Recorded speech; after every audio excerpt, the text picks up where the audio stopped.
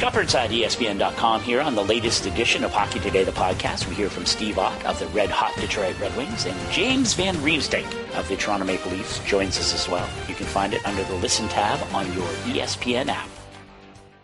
This is the worst of the Dan Le Batard Show with the Stugatz podcast. Greg Cody of the Miami Herald, show destroyer, in with us. He's got to pay at the grid of death today, so he has to drink an entire 32-ounce jar of pickle juice straight from the jar filled with pickles. Has to drink all of the pickle juice. A tweeter writes in, we do an hour locally before we do the national show at Le Batard Show. Greg Cody was talking about Jose Fernandez and his legacy. Then it went to commercial. What happened? You don't get the show. For those of you who are new to the gathering, Greg Cody has been taught about what the clocks are at the end of every hour for about 3 years. He learns nothing. I wore a clock on my head for a while. It doesn't matter. And so at this point, we try to get him at the end of every hour where he's talking and talking and talking, and then we just clip him. And it doesn't matter what the subject matter is. That overrides all. Yeah. It does not matter how serious it is, because many of you are writing in that was wrong, what we just did to Greg Cody. And what I'm telling you is the rule around here is it overrides all. That clock overrides whatever is being talked about. And if he gets clipped, it's his own fault. And furthermore, nobody was even trying to get him there. The people in the back room were counting him down with fingers for 40 seconds, counting him down, and he paid them no mind and just kept on yammering. Thank you for pointing that out, because people are getting on us for doing that, and we were trying to count him down for 45 seconds. Like, we weren't trying to get you there. Right. I was distracted by the seriousness of the conversation. Be careful, please. You're going to spill pickle juice all over the place. Go ahead and take a sip of that on air. Please just take a sip of that before you start spilling it. Wow, he chugged it right there. Big sip, Greg. Wow, that is good. Are you going to get sick of it, do you think? Do you think by the end? It's an extreme possibility. All right. He is sucking pickle juice straight out of the jar. Well, I'm a saltaholic, and there's so much sodium in pickle juice, I'm guessing. Let me look. Well, 270 milligrams. That's not that bad. Okay. That sounds like it's pretty bad. Tastes saltier than it is, which I love. I think 270. Go ahead and put that up there on the poll, Guillermo. Is 270 milligrams of salt a lot? Because it sounds like a lot. Wow, Cody just pushing his way through. I can't get enough of this stuff. So we were talking about Jose Fernandez, though, because many of you are accusing me of protecting him, and I don't know how to say this other than there is no protecting him at this point. The man is dead. And so I'm not trying to clean up his legacy. I'm not trying to apologize for him. I just don't care that a toxicology report has revealed that he was doing cocaine that night, because I'm not interested in the blame portions of this.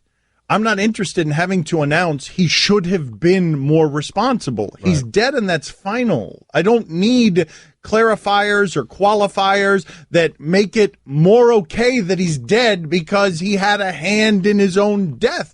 It remains maximum tragic to me, and the details don't much matter. We've discussed this a lot, and I'm completely with you. I think what people would say, Dan, is I don't think they're saying, hey, he did it, he deserved it, whatever. I think what people are trying to say is if they had Jose Fernandez's life and his future, that they'd like to think that that's a spot they would never put themselves in. Okay. Like you're sitting on a $250 million contract. That's all fine. Like, here's the thing I won't object to. If you say that it's reckless, okay. And if you say that he wasn't blameless, okay.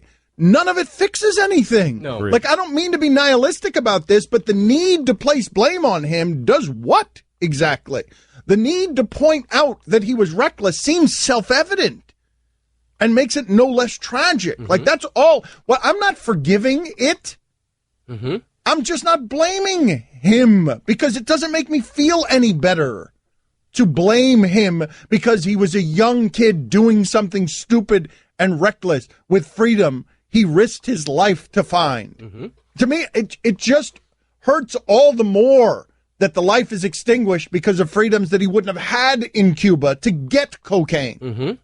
Well, that's part of the point I made in my column, was writing that he was, in some ways, an all-American story in death as in life, because it was an example of American excess, of him partaking in freedoms that he might not have had in a more impoverished life in Cuba. And that's part of the Jose Fernandez story. It's not a matter of wanting to tell it or needing to tell it. It's just the complete picture of who Jose Fernandez was. And it doesn't make the tragedy any less, for sure. In some ways, it makes it worse for me because it just didn't have to happen. No, but here's the thing, though, Greg. Because I'm all for more information, and I'm all for the complete details. I'm not interested in scrubbing personality or legacy to make this guy more of a myth or more of a saint than he actually was. What I am telling you is that when you give me all of the complete details and information, it changes not one thing for me. And what I am condemning is the people that it does change something for.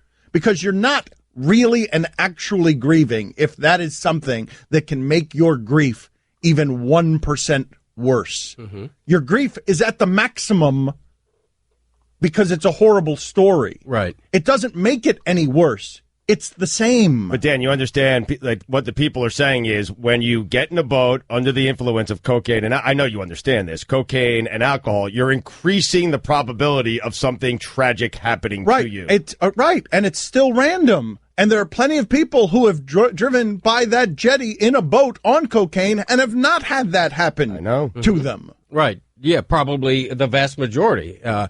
Look, nothing changes the if you're Jose Fernandez's mother or grandmother or somebody who was a loved one of his, obviously nothing is going to make the tragedy worse or make you hurt an iota less. But if you knew Jose Fernandez from afar, if you're a casual Marlins fan, for example, maybe it does change it a little bit. And that doesn't make Jose any less of what he was, but maybe as a casual Marlins fan, you do sort of shake your head and go, wow, man, this didn't have to happen. Okay, That's all. But here's what I'm telling you. This is what I'm saying. If I grant you that, if I say to you, maybe it does make it a little bit worse for a Marlins fan who has had the mythology destroyed because somehow, for some reason, he thought an athlete was pure and mythological and a god, a utopian god. If it does do that to you, then what you're doing by doing that is somehow making it a little bit worse for the family. Because now it's not bad enough that he's dead. Now he's dead and you think ill of him. Now you're creating a scenario where you're putting on him blame for this having happened. So if I concede to you the front end of that you're allowed to make that judgment, the only people you're harming by making that judgment is a family who would like to remember their dead son in a way that is better than you're now remembering. I would call it responsibility more than blame, but you can't blame the toxicology report. You can't blame the media for reporting the toxicology report, and you can't blame any Marlins fan who might be thinking slightly different contextually of this story, because it's the reality. That's, what we've learned over the weekend is Jose Fernandez's new reality, and it's just a question of how much weight you put on it. I still look at him very favorably. I hope they build a statue of the kid in front of the stadium. They will. And I think that's still fitting. Name a street after him, whatever. None of that changes for me, but the context of the Jose Fernandez story takes on this little shadow. That's it. I think I'm coming around to Greg's side on this. I do. I think it absolutely. I think, yeah. I could see why, and I'm starting to feel differently about it. It was jarring to me when I learned that Jose Fernandez, because of the picture that was painted of Jose Fernandez, mom, grandmother, family guy. Man, but you guys need to stop that. The alcohol wasn't jarring. You guys need to stop this sucker stuff with these athletes and their images, man. This one's on you. Like, you did this whole betrayal thing with Tiger Woods. Like, knock it off. Like, athletes behave like rock stars. Like, what are you doing? I know, but when there are certain pictures, whether it's through the media or through marketing, in the case of Tiger Woods, when they have painted take responsibility for yourself and how you absorb that image making. Christ almighty, stop feeling betrayed by it. Like, it's part of the commercial appeal of sports. Like, I mean, you guys are going to keep doing this one through the end of time? I'm not. Okay, they're not humans. They're saints. No. They're mythological gods and saints who don't do. I mean, no, that's what you guys do when you buy into these commercials. Like, stop doing that. Look, I'm not stereotyping athletes to think that all of them beat their wives, all of them are serial, infidels like Tiger was, all of them use cocaine. I just don't buy that. And so when you find out that the one who has just died tragically has used cocaine, yeah, I hope I'm never to a point where I just accept that as the norm. I don't think it's the norm. A senseless tragedy obviously feels different, Dan, for a lot of people than one that many people perceive could have been prevented if he wasn't doing certain things. I think you guys would be really stunned at how many people in hockey are using cocaine and how many people in baseball where they don't test for cocaine are using cocaine, where they have to play 162 games. They have to play 162 games and they're all super tired. I think you guys would be floored if I actually went in there, dug deep, and got you in on the reality of what is actually happening there, that the union protects all of these baseball players, none of whom can be tested for it. And the only time we find out if one of them was doing cocaine is in an incident like this or if the police pull you over. Like, I think you guys would be floored by the number of people actually doing this. And I would say that it's on you for not, you want information about the toxicology report for not being properly informed on what it is that's happening around you. They don't test in baseball for cocaine. They don't test for marijuana in baseball. I think if it was marijuana, would it change it? Because now you guys are going to do these gradations and these degrees on these things where you're not shocked by the alcohol because the government has made that randomly legal, but you're shocked by the cocaine because the government has made that randomly illegal. So where's marijuana fall? I would still, I guess, not as bad as cocaine, obviously, right. But I guess, yeah, I would perceive it differently. I mean, I think the difference between us is that I think him having cocaine in his system and a toxicology report is a big deal, and you don't. Molly? I just think it's Miami, man. It's Miami. Well, I reject that. It's a combination of factors, man. It's the alcohol, it's the cocaine, it's going out on the boat in the middle of the night. It's all of that. It's reckless. Who's disputing that? Who is disputing that? I'm not. But, Dan, if you take the cocaine and alcohol away from the equation, maybe he doesn't get on the boat. Okay. And maybe that could have happened when he was sober because it's really dark over there. Yeah. And then where are we? And what difference does it make? He's dead.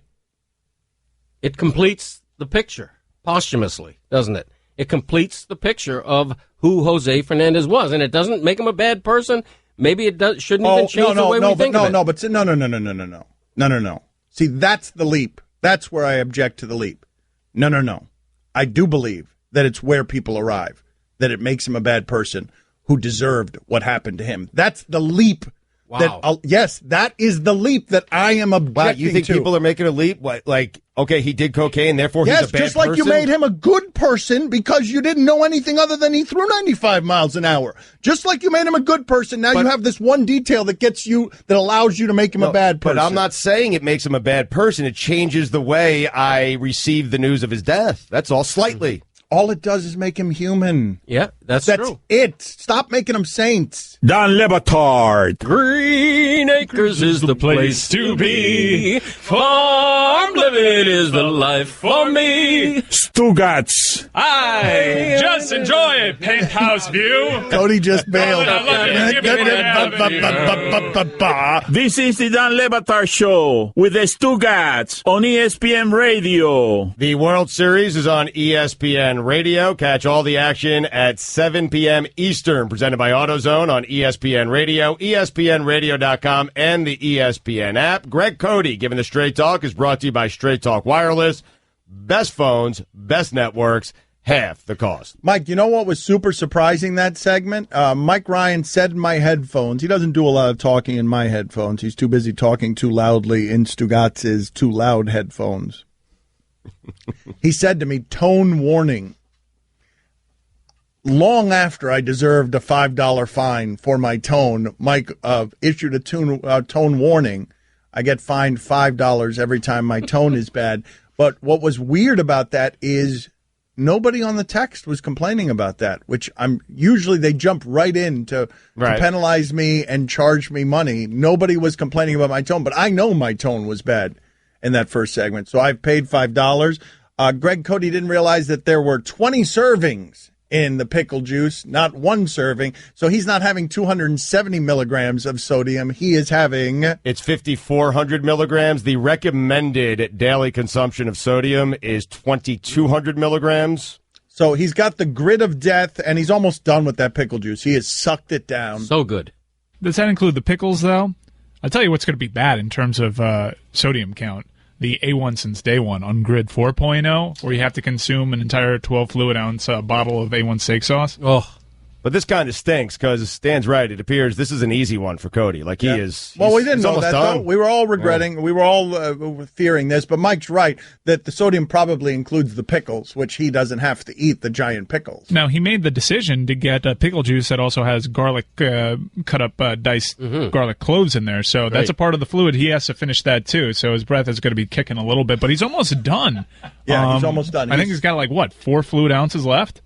What's it going to take for you guys to realize that these eating things are dumb? The hospitalization obviously wasn't it. So is someone going to have to die? Is that what it is? What are you talking about, though? Greg's having a super easy time with the pickle juice. Enjoying it. Yeah, he's almost finished with the pickle juice 30 minutes into the show. Those little garlic chunks are killer, man. Those are great. Luis Guzman is going to join us here in about 10 minutes. Put that up on the poll, Guillermo. Do you know who Luis Guzman is? Poll is brought to you by Cabbage. That is Cabbage with a K, Kabbage, supporting small businesses with on-the-spot access to funding. Visit CabbageWithAK.com today. At Batard Show on Twitter. Do you know who Luis Guzman is? I was a little worried about this guest booking because I like him. I like his movies. Dan's talked about him several times, but he's not one of those guys that you know by name. He's one of those guys that you know by face. You do know him by face, for sure. Because if Guillermo, can you do this on the poll as well? Let that sit for a minute. Do you know who Luis Guzman is? And then just put a photo of him up and write, do you know who this is? Because I assure you that you're going to get two very different answers to that question. Because you will absolutely know who that is. Yeah. This guy might be the winner of any contest of that guy. You know him when you see him, but you do not know him by name. And if I put him in front of you, all of you would be like, yeah, I know that guy. Yep. And you'd say, that's that guy. Mm-hmm. You would not know him by name. You would not know what to refer to him as. Yeah. I had no idea who he was by name, but I just Googled his photo, and I'm like, oh, yeah, of course. I'm not going to tell you. Before the show, who is that guy? Right. You asked me. A texter writes in here in regards to this Jose Fernandez conversation that we're having. Because I do believe... While you guys hear argument here, I believe the core of the discussion that we're having is this. And this is why I'm uncomfortable with what it is that you guys are saying and filing it under the umbrella of, well, I've got a more complete picture now. The crux of this for me, because if you were listening to this show, I told you this was all going to happen. All of it was going to happen. It doesn't change anything for me, that toxicology report, and it does for you. And that's okay. Mm-hmm. You're allowed. But what I'm telling you is, for me, it's the same story, and the grief is the same. It doesn't change anything. Mm-hmm. And it feels to me like you guys now have information that changes the grief somehow for you. Mm-hmm. But perhaps you've had that information a lot longer than the public has, and have had time to process it, whereas if you're just finding out about it and it's hitting you like a slap in the face on Saturday, it's still new. You're still trying to place it in some sort of a context. All it is for me is a small shadow on his legacy. It doesn't change how I feel about him. It doesn't change how great he was for the Marlins, how heroic he was for a lot of South Florida. None of that changes, but it is a little bit of a factor in how you view the entire man. Dan, if after the show today I die of a heart attack, naturally you're going to feel bad. If it comes out days later that I had been doing cocaine for 3 consecutive days and that contributed to why... It changes nothing for me. It's still... That's what I'm telling you guys. You wouldn't be like, Stugatz. No, Stugatz. You got a wife. You got kids. You got a future. No. What are you doing? Do you know how we view you? Yeah. Fine. Okay, forget it. Make it Greg. Make it anybody. No, but this is why that's a perfect way of putting it, because this texter writes in, this is what's happening with the two of you right now. It allows us to rationalize why a tragedy happened and point a finger at what was the cause, i.e. drugs. Without it, we are forced to acknowledge our own fragile mortality. There is soothing in being able to blame him for this. Right. Because in not being able to blame something for this is just to have life be unspeakably cruel and that it can happen to anyone we care about. But I don't think we're blaming him for it. There are levels of sadness. Like if someone dies when they're 90 years old, they've lived a full life. You hear, oh, they lived a full life. Sign me up for 90 right now. There are levels of sadness. And no one's blaming him. To me, there aren't levels of sadness. To me, maybe not for you. To me, no, but what I'm saying is you can grieve a maximum level of grieving and also be disappointed in him. You can be, and it doesn't change the grief. The grief is at the maximum level. Luis Guzman next. Dan Le Batard. Can I ask you a question, Cody? I don't know why I start sentences that way when I'm just going to ask you the question no matter what you say. Stugats. What if I said no? This is the Dan Le Batard Show with the Stugats on ESPN Radio. ESPN Radio is presented by Progressive Insurance. Luis Guzman, actor, going to join us here in just a minute on the Shell Pennzoil Performance line. Choose Shell V-Power Nitro Plus Premium Gasoline for the best total engine protection you can get. Here's your SportsCenter update. Bears over the Vikings, 20-10 last night. Monday Night Football. Vikings fall to 5-2 after a 5-0 start. Bears improved to 2-6. World Series resumes tonight, Game 6. Indians and Cubs. Josh Tomlin, Jake Arrieta. Cleveland with a 3-2 series lead. 8 Eastern right here on ESPN Radio. And finally, a fort sparked fire during surgery in Japan. It started when the patient's intestinal gas ignited a laser that was being used in the procedure. The patient survived. For a truly mind-blowing underwear experience, switch to Tommy John, the 21st century men's underwear backed by the best pair you'll ever wear or its free guarantee. Save 20% on your first order with promo code Miami at TommyJohn.com. That's TommyJohn.com. For all the latest headlines and information, tune in to SportsCenter on ESPN Radio all throughout the day. Need to amend something I said last segment because you guys took it to mean there are no levels of sadness. Clearly, there are levels of sadness depending on how close someone is to you. I was saying that as it regards this, when you're on the outside with Jose Fernandez, you're a fan viewing it. You don't have an attachment that's real to the human being. There aren't levels of sadness as it regards this circumstance when you're not connected to the person is what I meant. So Luis Guzman with us now. You can see him on Code Black Wednesdays, 10 p.m. on CBS. Thank you, Luis, for making time for us. I'm curious. We were just talking before you came on. We feel like you are that guy. You are the guy everyone recognizes if they see you, and yet they might not know your name. So what percentage of people do you meet who know you, who feel like they know you from the movies, from the things that you've been in, Carlito's Way, Boogie Nights, Narcos? What percentage of people actually know you by name?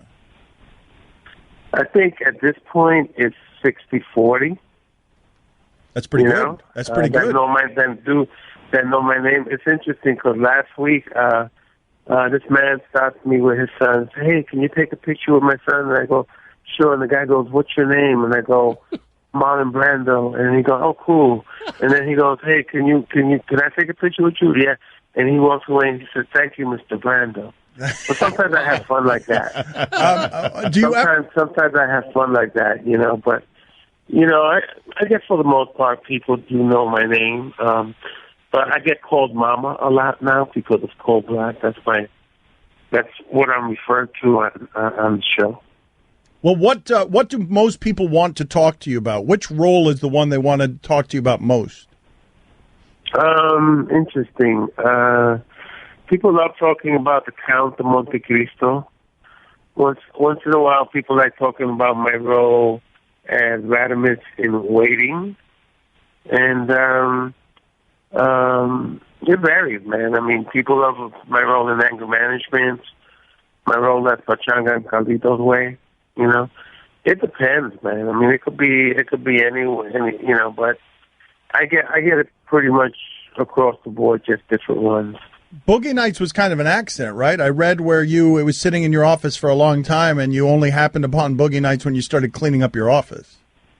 Yeah, that's true. Paul Thomas Anderson has sent me Boogie Nights, and I just didn't know who he was, and I don't know. I just was preoccupied with stuff, and I put in my office. And like 6 months later, I said, "Okay, maybe today is the day that I clean everything up here." And I found it in the bottom of a pile, and I started reading it, and I couldn't put it down. And I called them up and I said, "Oh my God, are they going to let you do this movie?" You know, because it was pretty spot on and hardcore, man. And you know, I was really, really impressed by the writing and the whole description and how he captured that era so well. And it comes out that I'm having this conversation, and I asked him, "How old are you?" And he goes, he said something, and he goes, "I'm sorry, did you say 34? He said, "No, I'm 24. And that blew me away. I said, "This man is genius." Luis Guzman with us here on ESPN Radio. Again, you can see him on Code Black Wednesdays, 10 p.m. on CBS. What do you believe is the best movie you've been in? What's the one you enjoy watching the most? Oh, man, I'll be honest with you. I've had an incredible career, and I'll tell you what they are, because it's more than one. Carlitos Way, Boogie Nights, Punch Drunk Love, Magnolia, Traffic, Out of Sight, Salami, The Count of Monte Cristo. Luis, vamos, Luis, it's got to be, you can't pick all of them, Luis. You can't pick all the popular ones you've been in. The one that you're going to stop on most often if it's on the television in your hotel room. Man, Traffic, Carlitos.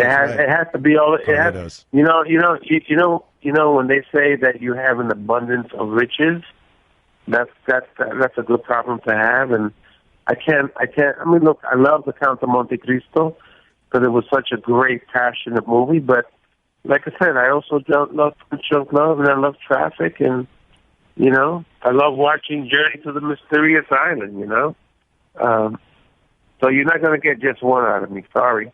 What's the one that makes you change the channel immediately? Yes, the one that makes you wince and hide under the bed.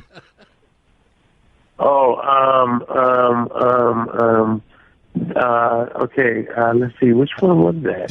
Is that a long list too? Luis, is that a long list too? Can you give us a long list there of 5 or 6 of them? No. It might be something that I did, God knows how many years ago, that I can't even remember. So I'm not going to say. I'm just going to keep it positive. Luis, you've said that one of your bad habits is occasionally buying stuff that you really don't need. When you first came into money from acting, what was 1 or 2 of the purchases you made that you look back on and go, "Wow, why did I do that?" I think I went clothes shopping one time, and I went crazy. And I came home, and I called my sister up, and I said, "Yo, I want you to see what I bought."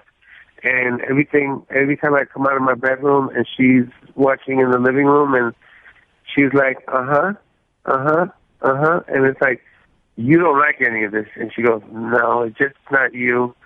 So I ended up giving away like $2,500 worth of clothes. Just what happened? You just bought? Because you're not. I think the sales guy just kind of suckered me into, "Oh, you look great in that. Oh, you look great in that." And it's like, okay, all right, great. So, how often does Luis Guzman feel on his own like he looks great in that? Nowadays, quite a bit, because it's like I figured it out, you know. Let me tell you, the hardest thing sometimes is shopping for yourself, you know. And then sometimes you kick yourself in the butt because, like, I really didn't need to get that like that, you know. So I kind of eliminated kind of that, you know. So, and plus, you know, sometimes I take somebody with me, you know, that's going to give me the true advice, and you got to do it, you know. I mean, come on, you guys can't tell me you never did something like that, and you said, "What was I thinking?" Oh, yeah, all the time. All the time. You can see him on Code Black Wednesdays, 10 p.m. CBS. Luis Guzman. I'm Hispanic. You're Hispanic. I feel like there are 4 Hispanic actors that get all the roles. You, Leguizamo, and sometimes they give one to Benjamin Bratt. I don't know what his ethnicity is, and that's about it. Is there anyone else? Who else am I missing that gets anyone? They'll give George Lopez all the comedy specials. I mean, Jimmy Smith, who's great. Oh, yeah, but that's... You know, right.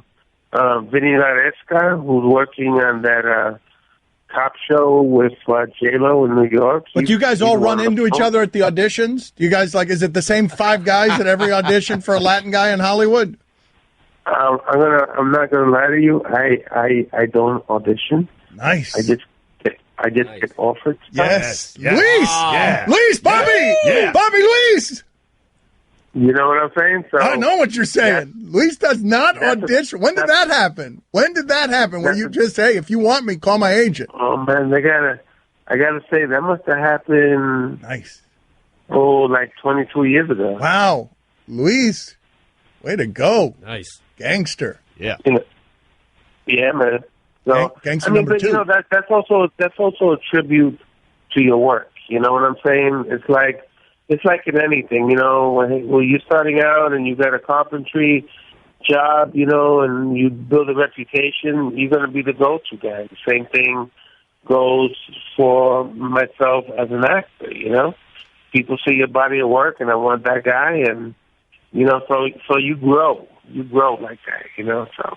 Gracias. I'm really proud of it, you know. I'm really proud of it. Thank you, sir. Code Black, Wednesdays, 10 p.m. on CBS. Good talking to you. Thanks for making the time, Luis. Thank you, guys, and have a great day. And I love doing the show, so check it out. Thank you. Catch more of the Dan Le Batard Show with the Stugats, 10 to 1 Eastern on ESPN Radio and ESPNU. Hey, baseball fans, I'm Buster Olney. And on the latest Baseball Tonight podcast, the managers have been in the crosshairs because of the decisions they've been making. I talk about that with Alex Cora and with a Fireball Express. ESPN Radio is presented by Progressive Insurance. In November, Progressive is giving thanks to our military servicemen and women by donating over 100 vehicles to veterans in need through its Keys to Progress program. To learn more, go to progressive.com/keys to progress. Guest on the Dan Le Batard Show appear via the Shell Pennzoil Performance Line. Here's your SportsCenter update. World Series resumes tonight. Game 6, Indians and Cubs. Josh Tomlin and Jake Arrieta, Cleveland, with a 3-2 series lead, 8 Eastern right here on ESPN Radio. The Thunder announced they've reached extensions with Steven Adams and Victor Oladipo.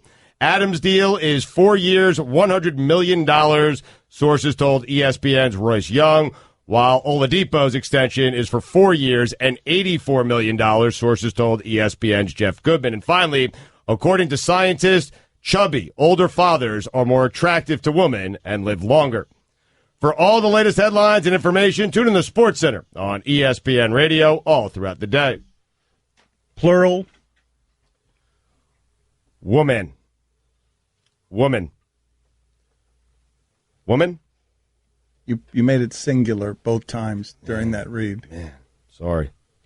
Texter writes in, just turned on the show on ESPNU, and Dan and Stu are dressed like homeless people. At least Cody is dressed appropriately for television. Thank you. I just love how you guys want to dress us. I get to come to work in shorts. You're not going to take that away from me. I haven't worn pants around here, and I don't know how long. The idea that you want to take it away from me is weird.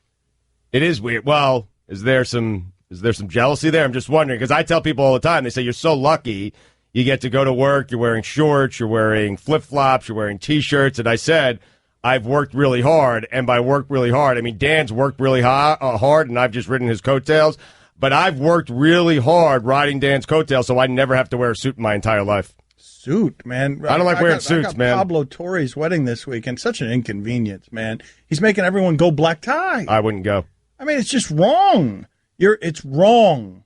No, it's not wrong. It is wrong. It's wrong, man. It is wrong. His wedding, not yours. Yeah, but it's a major inconvenience. Just yes or no? Put it up, Guillermo at Le Batard Show. Making your wedding black tie and making all your guests have to go get, if they don't have tuxedos already.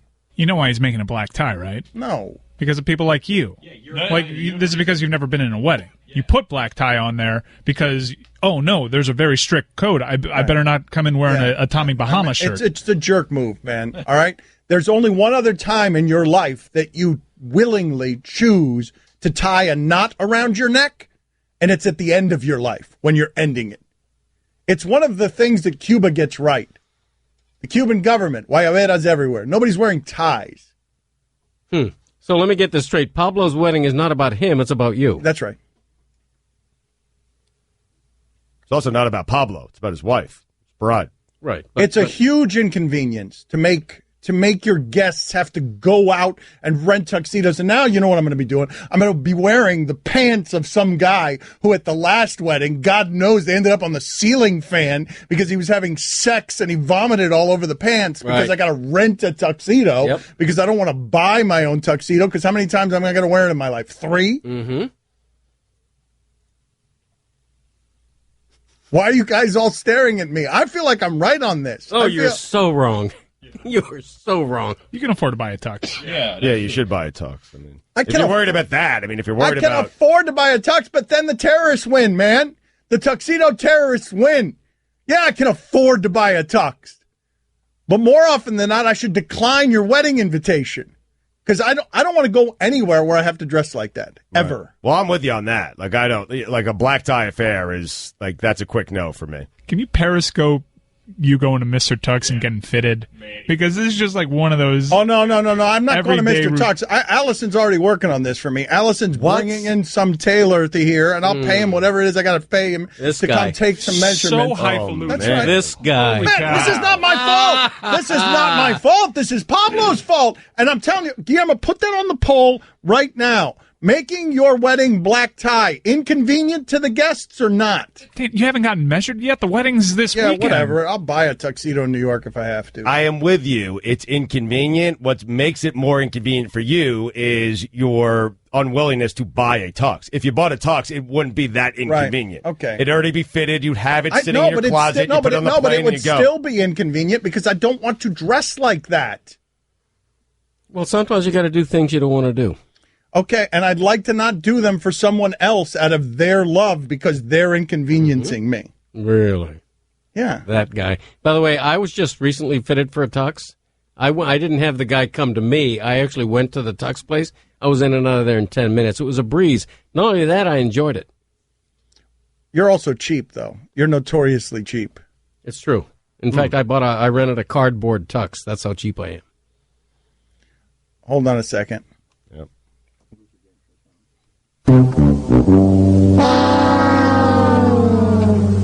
I had you pegged to the guy who owns a tux, to be honest. Really? Yeah. Why? I wish I did. I don't know. Yeah, I wish I did. I bet you Cody looks great in a tux. Like, once he gets the hair slicked back a little bit. I don't think Cody looks great in anything. No, I do look good in the tux. I am very surprised you don't own a tux because you don't want to go through this whole situation ever again, right? Mike, I'm not joking. I may not have worn a tux since my prom.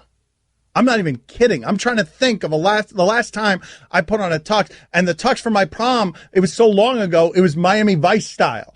It was a white T-shirt with a blue tuxedo jacket and a blue... We got to get that photo somewhere. Get Brown Charlie on that to ask somebody in my family to produce my tuxedo on prom night. It was Miami. It was Miami Vice style. It is a major inconvenience, though. Like, you're being asked to jump on a plane to fly up to New York, like to do all these things, and you have to get your own tux. Like, I'm with you. It's a major inconvenience. Now, traveling to New York for a wedding is a major inconvenience. That too. Doing it in a tuxedo, not so much. A texter writes in, being a grown man, being a grown up may suit you. Try it on. Oh, go bleep yourself. Like really double. I don't want to be a grown up. You be a grown up. Growing up is overrated. Try being a grown up. Why would I? They pay me not to be. Why would I choose that? Be a grown up. Take on a bunch of responsibilities and burdens and stresses. No, you. Like, what? So, Guillermo, put it on the poll. Is being a grown-up overrated? I want to be a kid for the rest of my life. I want to die a kid. Big fat kid in coffin. Bury me in a baseball cap and shorts. Don't put me in a tux. Look at you guys. You guys just recite platitudes. Be a grown-up. Why? The hell would I want to be a grown-up for? Does that mean real work? As opposed to what it is that we're doing in here every day? So be clear. So when I check you out for the final viewing, you want to be wearing what? Propeller hat. A beanie? Mm-hmm. Mm-hmm. Just that, nothing else. Just a beanie? Mm-hmm. Wow. Drink it in, baby. Drink it in. My bloated corpse. Nude. Wearing nothing but a propeller hat. Open coffin, people. Drink it in.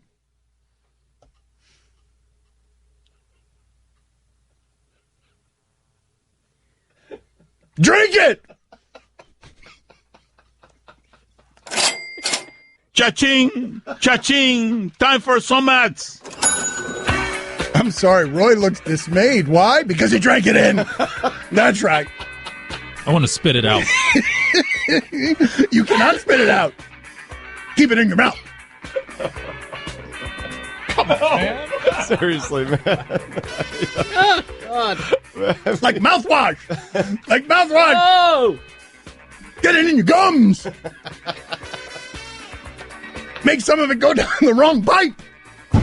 Cough it up. Drink it in. Dan Batard. The first thing with pea soup is the texture. I've had watery pea soup. It's awful. I've had gelatinous, thick pea soup. It's terrible. Pea soup, much like clam chowder, needs to have that consistency first. Pea soup on its own can be a little bit bland. It wants a fairly aggressive peppering and salting. Stugats. Pea soup needs a fine dice of ham. Not bacon, not any other meat, not turkey. It needs a fine dice of ham. Pea soup scorches easily. You don't want to heat it on a high heat. You want to heat it on medium-low. And the key to pea soup, you want a ham bone for the stock you make to boil your peas. This is the Dan Batard Show with the Stugats on ESPN Radio. I understand why many of you hate our show if you were just listening to that segment and on the television as we were talking about it, a replay of Mike and Mike, one of the graphics on the screen read, should players alter hard-hitting mentality? Well, we're talking about nonsense, and Greg Cody is complaining under his breath that the pickle juice is started some gurgling down below. Yep, got the first admission during the commercial break from Greg. Yeah, I got dancing swords. I mean, that's a lot of pickle juice. He drank amazing. 32 ounces of pickle juice, and while it went down easy, it ain't coming out that way. No, he's got something to go, too. Yeah. Yep. Are you struggling now? Are you officially struggling, or do you want to finish what's left in there? I mean, I have finished, but for a sip or two, and I shall finish. All right. I'm a man of my word. Well, what's going on, though? And we're going to get to Greg Cody's soup tip of the day and his back in my day in a second. But what's going on with you physically as you complete a grid of death punishment we were all trying to avoid, which is drinking all of that sodium? Yeah, it's in the bowel region, and we probably should leave it at that. Okay, very good. So, but it's unpleasant. It has become something unpleasant. I would refer to it as unpleasant, yes. Okay. Yes. Wow, and you're somebody who didn't complain at all about the mayonnaise and the orange juice. No. Although that was worse in retrospect, but this is hitting me in more of a visceral way. The A1 sauce is going to be terrible. It's going to be an entire awful. bottle of A1 sauce is going to be terrible. But, Greg, I told you to pace yourself with the pickle juice, and you did not. You came out of the gates very strong, man. He was drinking it during the breaks. Yes. Mike Ryan asked him a couple of different times, hey, can you just do it on camera? And he was just swilling it during the commercials.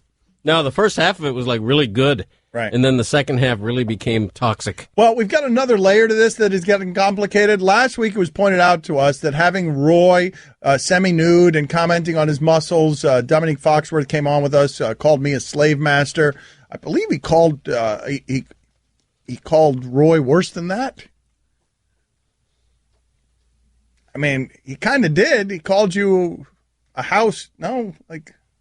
It kind of did. Anyway, he made a mess of it by making the entire thing racist. And now we realize that some of our grid punishments, if done by a black man, even if chosen by a black man, can be viewed very poorly. And so now Amin has to go, and he is purposely trying to foul this up. He has selected you have to wear handcuffs for an entire show. Oh, come on, man. He's done right. No, but Mike's out ahead of him by buying pink furry handcuffs. Well played. And now Amin is saying, I'm bringing my own handcuffs, and Mike is coming back with good luck getting that through security as a black man. Wait a minute. Amin has his own handcuffs? I mean, he's saying he's going to bring his own handcuffs. His own. Yeah. But we've got, anyways, the whole thing is anarchy, is the point. And I understand why you'd prefer should players alter hard-hitting mentality. I get that. Let's do soup of the day here with Greg Cody instead of hard. Put on your aprons, boys. It's time to step into the kitchen. Here is our head chef, Greg Cody, with his soup de jour.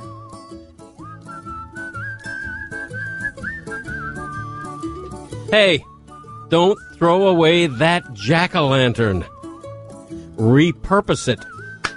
Right? Am I right? Wow. Repurpose it. Harvest the inner flesh of that pumpkin. Cut it into chunks. Roast it to soften it. Put those roast chunks in some vegetable stock. Put a processor, a boat motor in there. Puree it into soup form. Add a little bit of heavy cream. Top that with some roasted pumpkin seeds. And if you really want to impress your guests, serve it in a small gourd that you have hollowed out bowl-like. You have a pumpkin soup that will be the surprise rock star of your Thanksgiving table. Excellent. Excellent. Excellent. That is Straight Talk. It is brought to you by Straight Talk Wireless, nationwide coverage on America's largest and most dependable networks. Time now for Greg Cody's Back in My Day. And now, it is time to take a trip down memory lane. Here's your guide, Greg Cody, with Back in My Day. Texter writes in, I am so looking forward to hearing Cody bleep himself on the show. It could happen, by the way. Early voting! 1 week from today, on November 8th, we as a nation will elect a new president. But millions of us have already voted. All but a dozen or so states now have early voting, and increasingly America takes advantage. Early voting accounted for 10% of the total votes cast in 1996. This year, the estimates are approaching 35%. I don't get it. Well, I sort of get it as a convenience factor that allows more people to partake. Some folks who are limited physically might not vote at all if they couldn't do so early by mail.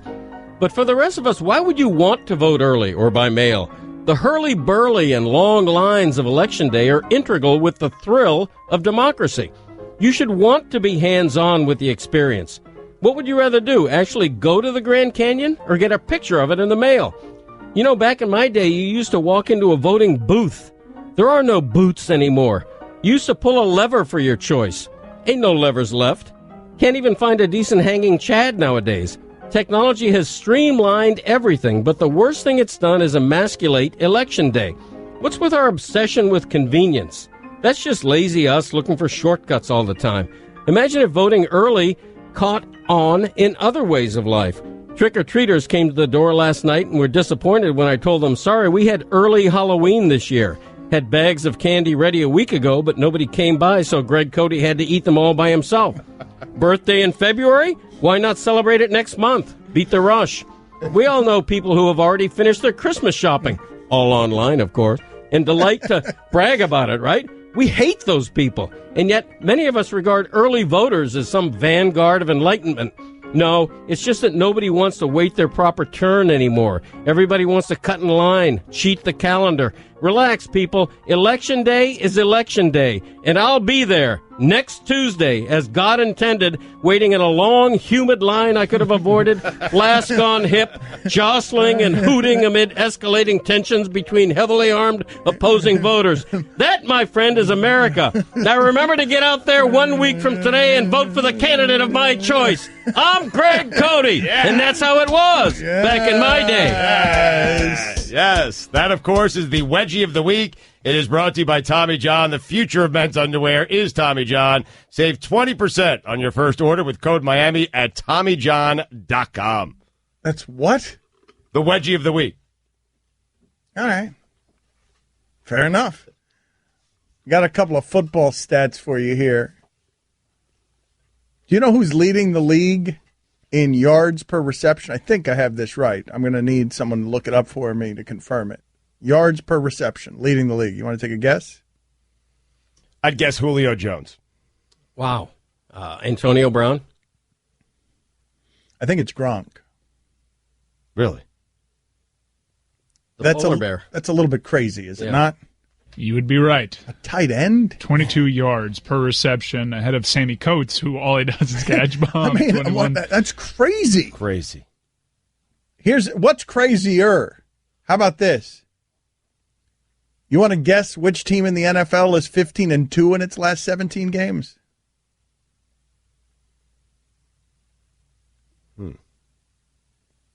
Chiefs.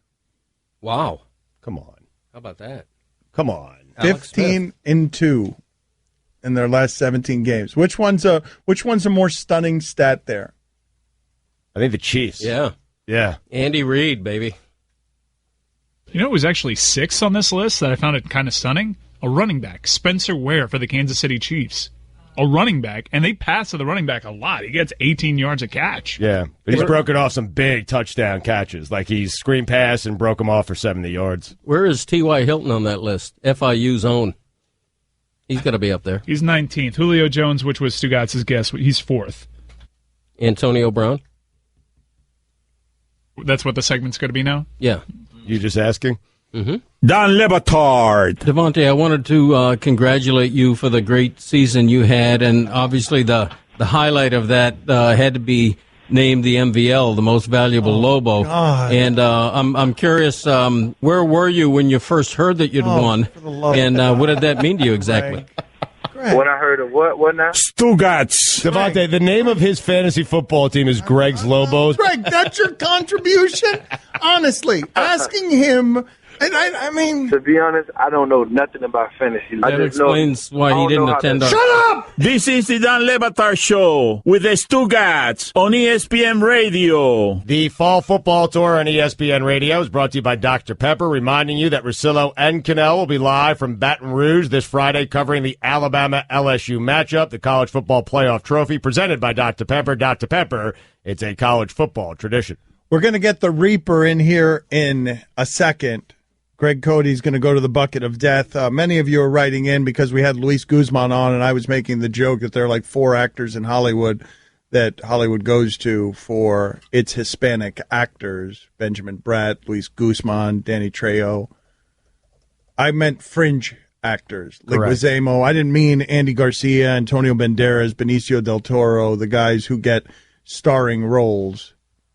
These are kind of ancillary, smaller roles. That's right. Yeah. Luis Guzman is the guy that we talked to. Do you guys realize how absurd it is that Tom Brady is a betting favorite right now to win the MVP, and he has not played half of the season? Do you realize how crazy it is that he was a betting favorite a couple of games into his return? Entering Week 7, he was a 5-2 favorite, which was first, and entering Week 8, 3-2 favorite, which, of course, is first. That's amazing. Yeah. And he should be. But it's just, it's nuts. Yeah. It's nuts when you watch the Vikings. When you watch that game last night, and you know based on that game last night that Jay Cutler's going to get another chance somewhere. Right. And B, you watch Sam Bradford, and if you'd given them a 2-minute drive to get down the field to score a touchdown to win that game, they would have completed it successfully by December. They were trying to do that 700 play drives 1 inch at a time. When you compare that to Gronk having the leading per catch yard average in the league as a tight end. I mean, what's amazing is the Randy Moss season, which I think everyone would say that's Tom Brady's best season back in 2007. Through 4 games, he had a QBR of 91.7. 9 years later, he's 40, man. He's having a better season than that season through 4 games. It's a small sample, but still, who else would you give the MVP to? Derek Carr? Well, that's just maybe it. Matt Ryan. Maybe. And that's part of the reason why Brady is the betting favorite. You know, of course, public perception drives betting odds, and the Brady and the Patriots are certifiable championship contenders, whereas the others aren't. Nobody trusts the Atlanta Falcons to go anywhere. Nobody trusts the Oakland Raiders to do much, whereas you can those guarantee. are bad. Those are bad defenses, and the Patriot defense is good enough. Come on and get in here, Reaper. The Patriot defense is good enough, and not only is it good enough, but it's good enough, and they think they're good enough that they can trade an important young linebacker in the middle of a season when they look to us like the best team. Mm-hmm. They look to everybody, right? Yeah. If you say, who's the best team in the league, everyone's going to say the Patriots right now or the Cowboys. Yeah, and they've given up 132 points. The Broncos, which everyone says best defense in the NFL, they've given up 136. Like, they're incredible, man. And imagine being that player going from the Patriots to the winless Browns. Oh, my Lord. Do you know the name of that player, or are you faking it there? I was about to say Jamie Oliver, but that's the British chef. Right. Who is it? I mean, you got the first name, right? Jamie. Reaper. How do you fall out of character? She's sobbing every time? laughing? How do you fall out of character every time you're in here, Reaper? What are you laughing about? What are you laughing about? Pickle juice? All right, hold on a second. Well, $2. I mean, Quit your whimpering. By the way, the Reaper will be making an appearance on an AMA. Mike, how can people find the Reaper today at 6 o'clock Eastern? Reddit.com/r/Dan Le Batard Show. Reaper doing an AMA. 6 o'clock. For the love of 6 God, p.m. Reaper. Reaper's You are a got nothing clumsy, right here. insecure disaster. Yep. Let's go here. Let's do this. Greg Cody selecting from the bucket of death. a lot of buys this week, so you know. A lot of good. buys. How many? You got 6 again? You got 6 again, yes. All right. 6 buys. Giants. The Giants are at home against the Eagles. Do you want that, or do you not want that? I want to pick again. All right, hurry up. Wow, interesting. Got that one. I want to buy a team, is what I want. Let's see what you got, Cody. I want to buy a team. What? Here we go. You're listening to Dan, Stu, and Cody on ESPN Radio. I'm Andy Katz from ESPN, along with my co-host Seth Greenberg. On the latest edition of the ESPN College Basketball Podcast, we are going to discuss the notice of allegations at Louisville and Seth Greenberg on a tour around the country. Go to the ESPN app and click on the headphone icon to get our podcast. Straight from Zoo Miami, it is Ron Magill. Scott, you're on with Ron Magill of Zoo Miami. Go ahead, Scott. Ron, the story about a snake attacking a human through a toilet is terrifying. What can we do to stop this travesty? Always check first before you start going. Okay, excellent advice. Here is Ron Magill, Stu Gatz, and Dan Le Batard on ESPN Radio. ESPN Radio is presented by Progressive Insurance. Ron McGill going to join us in just a second here on the Shell Pennzoil Performance Line. I'll take your calls at 786-456-4837. Here's your SportsCenter update. World Series resumes tonight. Game 6, Indians and Cubs, Josh Tomlin and Jake Arrieta. Cleveland with a 3-2 series lead, 8 Eastern, right here on ESPN Radio. Percy Harvin has come out of retirement, will join the Buffalo Bills for the remainder of the season. And finally, a man in Dubai paid $9 million for a license plate. It was one of the largest sums ever spent on a license plate, although still lower than the $14 million record set in 2008 by an Abu Dhabi businessman. His license plate number is 5. For all the latest headlines and information, tune in the SportsCenter on ESPN Radio all throughout the day. Money doesn't mean anything to the rich people in Dubai, man. It doesn't mean anything. It's pennies. Everything is pennies to the rich in Dubai. Cody, we got him again with the clock. He was so disoriented. He was still talking like 20 seconds after the clock. No idea. But he picked the swap helmet. And that means that's a very good pick for him. That means he gets to swap helmets with anybody who gets a good helmet. And then his next pick was the Bills. So that person will get stuck with the Bills at Seattle on Monday night. We will get to your Ron McGill phone calls in a second. 786-456-4837 is the telephone number. Tweeter writes in at Le Batard Show. Brady can't be MVP. He was declared a cheater this season. Not last season, this season. He missed 4 games for being a cheater. Is that guy? Okay. I mean, that was from Roger Goodell. That tweet right there. His quarterback rating is 133.9. Okay, he can't win the MVP. Yeah. Well, the fact of the matter is, he would be disqualified. Taylor, you're on ESPN Radio, Taylor. We'll impart a little information here. Hey, Ron. Hey, Ron. I recently saw a video of 2 gorillas fighting pretty aggressively in the zoo, and I was curious if there's ever an instance where 2 animals are fighting and it looks like maybe one might get seriously injured or die, and is there ever a circumstance where the zoo steps in? Thank you. Okay, 2 animals fighting, ever an instance when one that kind of garbled. Well, the zoo would step in and stop them from fighting to protect one of them. Yes, that does happen sometimes. We recently introduced our male lions together with the females, and of course, when these males were brothers, they got along smashingly well all the time. But as soon as they went out there with females make males stupid, and they went at it with each other. We were prepared with fire extinguishers and water guns to separate them. We let them sort it out, but if it had gotten to the point where we thought that it was going to become critical, we would have interfered to try to separate them out. Yes. And that's what works? You don't have to use rubber bullets or any of that stuff? No, we have never had to use rubber bullets. Fire extinguishers do really, really well for separating animals in that type of conflict. It's a very commonly used tactic in zoos when we have a conflict where you want to separate animals. I mean, we've had to do it differently. When rhinos breed, for instance, the rhinos foreplay is very intense. It gets very physical to where you have to determine, well, is this now foreplay or is it trying to kill each other? And I've actually had to go into a pen with a pickup truck and use a pickup truck to separate the rhinos from fighting. That pickup truck got pretty badly banged up, but it worked. Have you ever had to use a fire extinguisher because the animal was on fire? I mean, hold on a second. Hold on. Thank you, Ron. Hold on. You don't ask, you don't know. I missed you last week, Cody. Can you explain to us, Ron, the scariest situation like that you found yourself in? What were the animals involved? It was rhinos. Going in with a pickup truck. The rhino hit the truck so hard it put it up onto two wheels. Did thousands of dollars of damage. It looked like the pickup truck had been in a demolition derby. That rhino was not interested in that. Actually, it was the female trying to kill the male, and the male, just going away. But to separate that rhino, when you're in the bed of a pickup truck with a fire extinguisher, and the rhino hits the truck and lifts the truck up on two wheels, and you're thinking, man, if this truck flips over, I'm out of the bed. That was a scary situation. Fortunately, we got him to separate, and it was okay. But at least you were armed with a fire extinguisher. You're making fun of me now, aren't you? Matt, you're on. I mean, it just seems fairly useless to walk into one of these scenarios with a fire extinguisher. Matt, you're on with Ron Magill. Go ahead, Matt. Hey, Ron. Watched the most depressing episode of Planet Earth last night. A polar bear was swimming about 50 miles just to find food. Ended up dying after he couldn't attack a walrus. So I was just wondering if it's just as bad for polar bears as it seems on the show. Thanks. It is bad, and that's one of the big things. Polar bears are becoming now the iconic species, the symbol for global warming, because polar bears have to wait for that ice to freeze over to get out to where the seals are.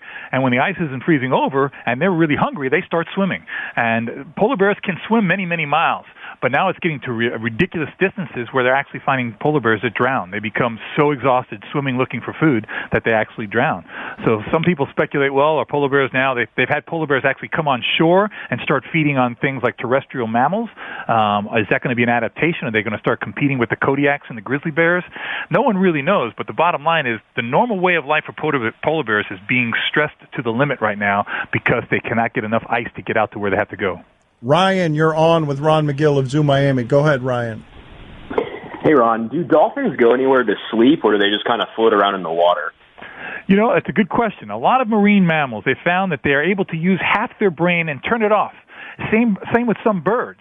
These animals can turn half their brain off, put it to sleep so it gets rest, while the other half allows the function to survive. For instance, swimming in the water, or breathing in the water, or swimming in the air, or flying in the air, and then they switch sides. So the brain as a whole gets sleep, but it's able to do so one half at a time, so the necessary functions to survive are able to go 24/7.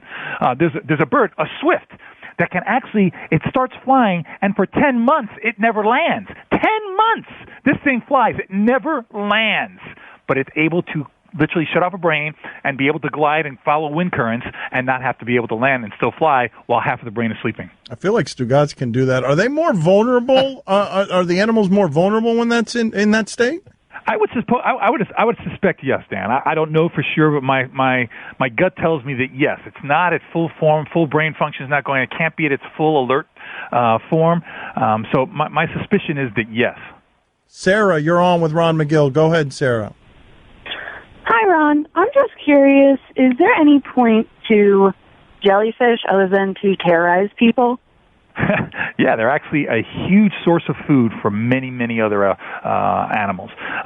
One of the things that love to eat jellyfish, sea turtles. Sea turtles adore jellyfish. It's like gummy bears. It's the best. Mark, you're on with Ron Magill. Go ahead, Mark. Hi, Ron. My friend and I were attacked by a squirrel after we unknowingly knocked on a piece of wood it was hiding behind. It flew and hit my friend in the back. I'm now terrified of squirrels. My question is, should I be?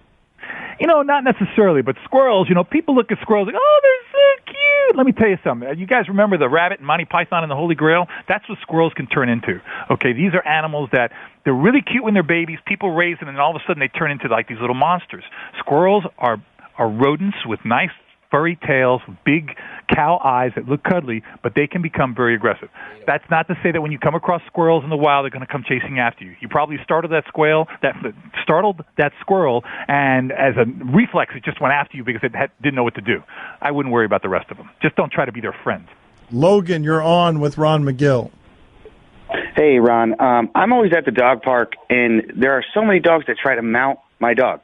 How do I get her to stop getting angry? Well, it's a good thing that she gets angry because it's telling the other dogs don't do that. Mounting is not necessarily breeding. A lot of people think, it's just they want to breed. Mounting is just a form of dominance.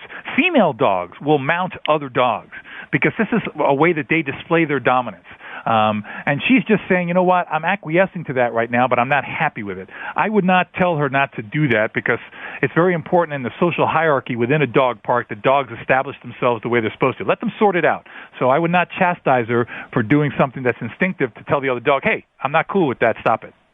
Ron, why do certain species of male monkeys, such as mandrills, have blue testicles? Well, why do you think? Let me tell you why. Because when they're going out there in the forest, and you'll see, when they're attracted to a female, they do a certain kind of walk, and they can pivot their hips where those blue testicles are like a big flashlight. They go, wow! They have bright blue or bright red. Color attracts attention. So he's trying to let her know that he is a formidable, eligible male, and that's just what color does in nature. Color attracts things, whether it's the color of a flower attracting a bee to pollinate or the color of genital organs to attract an opposing sex to breed. Ron, I was reading the story about Azalea the chimp, who has been trained to chain smoke, and a lot of people are upset because they're saying it's cruel and inhumane. But here's the problem: it's a North Korean Central Zoo. So, how do you feel about it, and what can be done about it? Yeah, I'm hoping that social media makes such an uproar about it. But again, like you say, it's North Korea. It's an archaic form of thinking. It is cruel. It's terrible. It's like, why don't you start giving them crack and start doing that too? It's something that it can get addicted to. It's uproariously funny is what it is. Really, Dan? Did you just say that, Dan? That's right. And it'd be funnier if they gave him crack. I hope your Twitter just blows up right now. I hope your Twitter just blows up right now. Yeah, Batard. I hope it just blows up. I would love to see one behaving like Samuel Jackson and behaving like Samuel Jackson was behaving as the crackhead in one of these. Which movie? Which Spike Lee movie was it? Dan, are you aware of how passionate people are when they care about animals? It was Jungle Fever, Dan. Oh my God, like Roy! A crackhead. I would like a crackhead. Yes. Oh my God! Again, we're going south. It would be great, wouldn't it? Next question. Fletch, you're on with Ron Magill of Zoo Miami. Go ahead. Ron, my dog seems to realize when I've been gone for a while. I thought they didn't have the ability to tell time. And also, is Cody, speaking of dogs, more like a pug or a basset hound? Cody looks like a pug to me. He doesn't have the really big nose. He has more like the flat face of a pug. I don't know the first question. What was it? Dogs' sense of time. Do they have a sense of time? Absolutely they do. Listen, dogs will know. For instance, if you have a dog at home, you go to work, okay? If you come home in the middle of the day, your dog might be sleeping. But when you come home in the evening time, when he knows you're supposed to be home, he knows that sense of time, your dog is waiting for you at the door. He's there standing up because he has a sense of time. He goes, I know this is the time he normally comes home. They have this biological clock that works perfectly, and they can tell time that way. It's fantastic. Thank you, Ron. We'll talk to you next week. Very informative, hugely informative segment, as usual. Yeah, keep giving crack to animals, Dan. Yep. I'd love that. Time to convince the listeners to pay for things we can get for free. They should definitely do it with terminally ill animals. Give them crack. Why? Just you're going to go out, enjoying it? Same reason I'm going to become a heroin addict when I'm 100 years old. All right. The 2016 World Series, by the way, is outrating the 2016 NBA Finals in Cleveland. It's amazing. In Cleveland, the baseball is bigger than even LeBron James was in the finals. The Cleveland Indians and the Cubs. Did the Cubs contribute to that, or? In Cleveland, no. I think it's it's baseball being passed down. It's baseball being more popular in Cleveland than basketball. Okay. Don Le Batard. Anybody remember the late 60s singer Oliver? He had a couple of hits, including Good Morning, Starshine. That guy, he is the brother of ACC Commissioner John Swofford. Stugats. Now who didn't contribute? No, you saved the show. This is the Don Le Batard Show with the Stugats on ESPN Radio. If you missed any of the show, you can listen to all 3 hours of the Dan Le Batard Show on demand in the ESPN app, plus our Miami-only hour that airs before the show. And now you can subscribe to our Best of podcast. It's all available in the Listen tab of the ESPN app. Tim Legler's traveling, so we're going to have to get him on later this week to review Halloween for us. You guys really enjoyed that segment yesterday. Tim Legler is an obsessive-compulsive Halloween person, and so we will get a review of his Halloween night later this week. I watched that segment back yesterday when I got home, and Legler crushed it. I mean, he just took us through a tour of his house. We didn't need to kind of prod him or prompt him. He just did it beautifully. It was perfect, man. Yeah, it was great. Mike, I would like to come up with, Ron Magill is being universally applauded, as he almost always is when he's on the show with us. People really love that segment.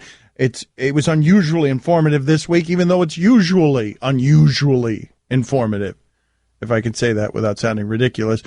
Tweeter writes in the car, my wife is hearing your show for the first time and Ron Magill is on. She looks at me totally confused. I simply say, gold. That is the response. That is what you are to say when someone looks at you confused about Ron Magill. But he was talking about getting fights broken up at the zoo with a fire extinguisher.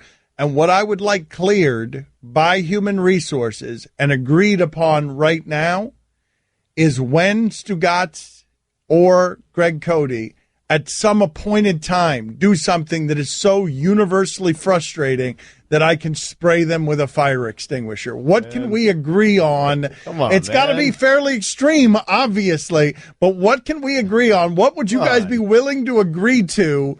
What? No, but wait a minute. Well, what do I get to do to you if you do something? That's fine. Me too. Whatever. Let's find what it is. That's fine.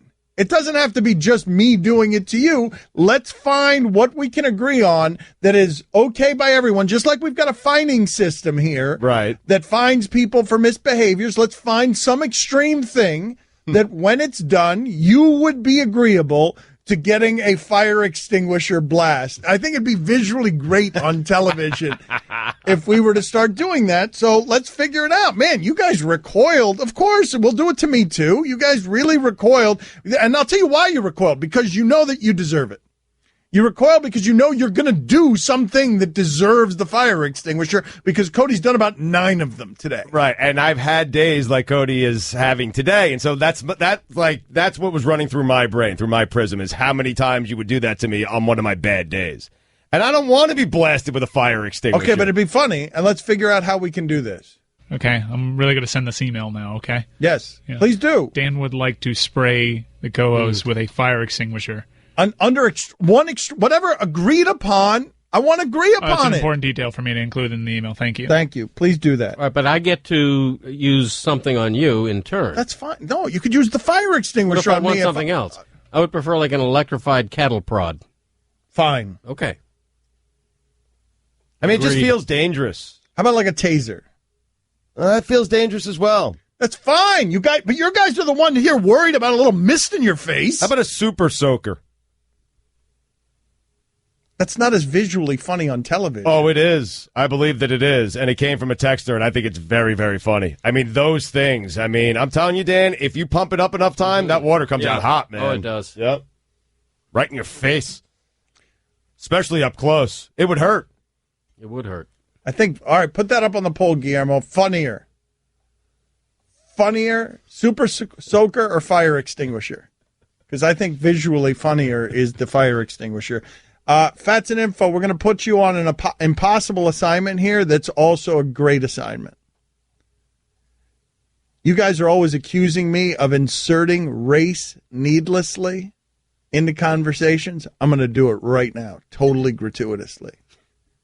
Give me the last time in the NFL a quarterback threw 4 touchdown passes. This is from a texter to 4 white wide receivers like Brady did last week. Wow. Give me the last time that happened in the NFL. Be great if it was Brady the week before. I mean, that would have been my guess. That would have been my guess. 4. He may have done it, actually. Gronk and Edelman. Hogan. Amendola. Like, he's probably done it a couple of times. You think? I'm not sure, man. I mean, Hogan's the wild card here. They usually don't go this Caucasian. They go plenty Caucasian. Yeah. I mean, you're probably right that it's Brady because he's probably thrown 3 to Woodhead in some game. Welker, back in the day. Or something. But before this permutation, give me the last. I mean, it's got to be something ridiculous, right? Because they're the only ones who have any white wide receivers. It's got to be. Well, he hasn't done it this year, so we have to go back. I mean, I'm guessing it's Brady, and fairly recently, he's only had 1 game of 4 touchdowns this year. I think cornerback, numerically, cornerback is the only whiter position in the NFL. Blacker position. Yeah, I meant the fewest whites. Right? Against Pittsburgh last year, he had 3 to Gronk and 1 to Scott Chandler. No, but that's not how I want to do it. I want to do 4 different white wide receivers. Oh, okay. 4 different? Yes. Because I'm probably sure you could find a game where Aaron Rodgers had 3 to Jordy Nelson. And no, 4 different wide receivers.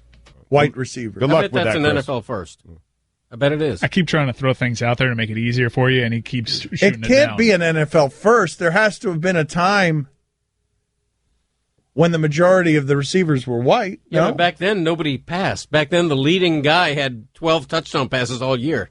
I mean, I want to give Brady the MVP trophy right now just for that. Like, just ship it to him now. It's not just that he's beating you. He's beating you with 4 different white wide receivers. Why? Because bleep you, Goodell. Don Le Batard. You and I probably define fat slightly differently. I'm someone who sees myself naked on the regular, and I don't consider myself fat. Most would. Stugats. You think most people would consider me fat? Oh, they yeah. would, yeah. People are very judgmental. Most people would consider me fat as well. This is the Dan Le Batard Show with the Stugats on ESPN Radio. ESPN Radio is presented by Progressive Insurance. Guest on the Dan Le Batard Show appear via the Shell Pennzoil Performance Line. Here's your SportsCenter update. World Series resumes tonight. Game 6, Indians and Cubs. Josh Tomlin for Cleveland. Jake Arrieta goes for Chicago. Cleveland with a 3-2 series lead. 8 Eastern right here on ESPN Radio. Percy Harvin has come out of retirement. Will play the remainder of the season with the Buffalo Bills. And finally, the NFL ratings slump is affecting pizza and wing joints. Chains like Buffalo Wild Wings and Papa John's are both reporting lower sales compared to last quarter. This SportsCenter is brought to you by Barbasol. America, you're looking good.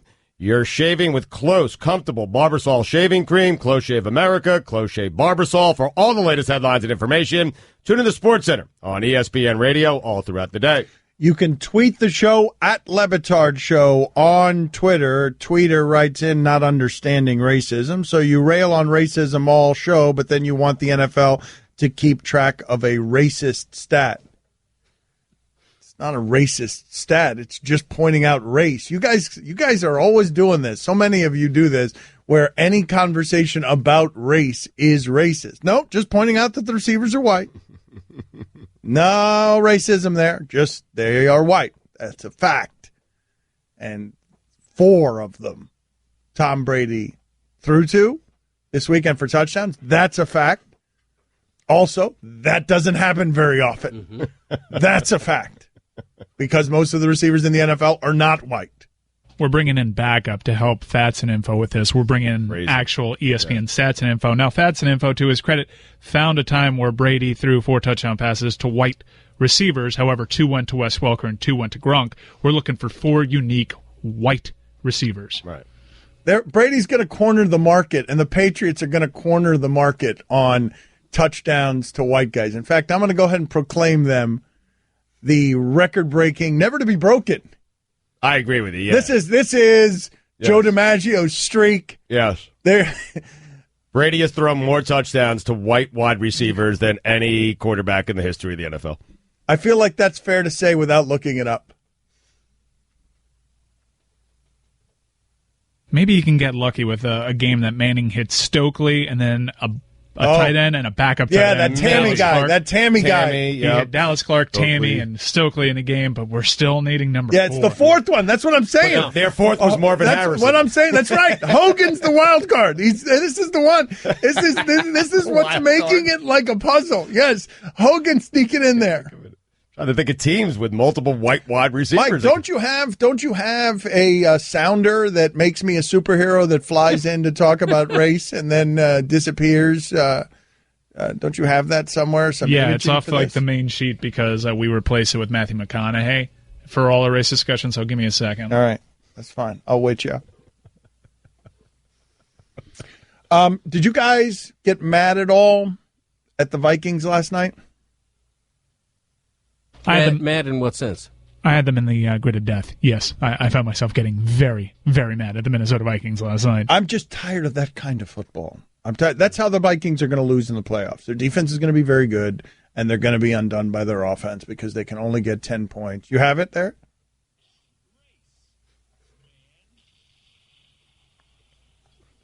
Yeah, that probably deserves to be replaced. It's pretty terrible. Yeah. Not even certain the Vikings are going to make the playoffs. And they're 5-2. The Packers are 4-3. The Lions are 4-4. I mean, the Vikings aren't very good. I'm sorry. Their defense is very Their good. defense is great. Their offense is terrible. And the schedule is pretty hard. It really is that fourth wide receiver because Fats and Info is cursing the name of Brandon LaFell, who's screwing up all of these games where he has three and not 4. The trick is, like, you could sneak in there with a shopping cart, Tammy for Peyton Manning, and he had a couple. That makes it hard. Dallas Clark and Stokely. Stokely had that career season with Manning where he's 300 yards, 300 yards, 300 yards, then he's got a 1,000-yard season. Wait, there might be, a texter points us out, Tammy, Clark, Stokely in an Austin Collie game. There might be. Perhaps there might be. Yeah. Pushing. There might be, though. In Denver, there was a year that he had Decker and Welker and Tammy. Who's the fourth? Wait a minute, Tammy? Yeah, Tammy went to Denver after. He sort of followed him around for a little bit. Yeah. Now he's that in Atlanta. Shopping cart with a mannequin arm, that guy, he's still running around the league somewhere, isn't he? Atlanta, yep. Well, all that stuff is a plague. The Washington racial slurs are playing this way too, where all they do is throw to the tight ends in the backs, and it's like you've got Deshaun Jackson, and you've got Garcon, and you've got that new guy Crowder. Yeah, Crowder's always open. I mean, is it because Jackson's all like you coming do off the is top? throw to 85 and 86. That was useless. You don't get mad watching this? I get bored more than mad. All right, same thing. Yeah. I just don't watch it. But the Vikings need these 40-play drives to go down the field, 4 hiccups at a time. Yeah. I didn't watch much of the game last night because of the holiday. Same. And because it was the Bears. Yeah, the matchup didn't appeal much. Mm-hmm. But I find myself getting mad that football is getting diluted. I mean, I don't mind great defense. I like watching the Broncos because I know I'm going to get half of a good game out of Denver. The game was dreadful last night. Anytime you tuned in, I don't know, if the Bears were winning that game. The crowd was dead silent. It looked awful to watch. And believe me, I watched most of it because I had the Vikings in the grid of death, but just a terrible viewing experience. I love that somebody is writing in here. This is just great. That Brady might have snuck in there and gotten 4 different white wide receivers by throwing to Vrabel. Didn't Vrabel have like 9 touchdowns? I mean, I do believe that you might be able to get Belichick and Brady in an honest drinking moment to tell you that they do some of this just to make themselves laugh. Like they're throwing. How many touchdown catches did Vrabel have? Did he have 9 for the Patriots? Because bleep you. I'll throw to Troy Brown. I'll make him a defensive back. I'll make him an offensive player. I'll hand the ball. I'll throw it to nothing but white guys, and I'll hand it. I can't fight a white guy to carry it for me, but I'll give it to a guy named White just as a joke. He had 11 for his career. Vrabel had 11 touchdowns? He plays defense. He had a career 11 interceptions as well. Come on, man. They're bleeping with us, right? This is like, I told you guys about that movie. I told you that there's this movie, this documentary, Room 237, where they analyze all of the hidden messages in The Shining by Stanley Kubrick. They analyze all of the hidden symbols, and one of the conclusions they come to is that the Apollo landing, not that we faked the moon landings, plural, we've been to the moon, but that the Apollo landing was faked and that it was done by Stanley Kubrick, but he couldn't actually tell anybody, so he told them through this movie. It's a fascinating conspiracy theory, but I think we can do this with the Patriots and white people.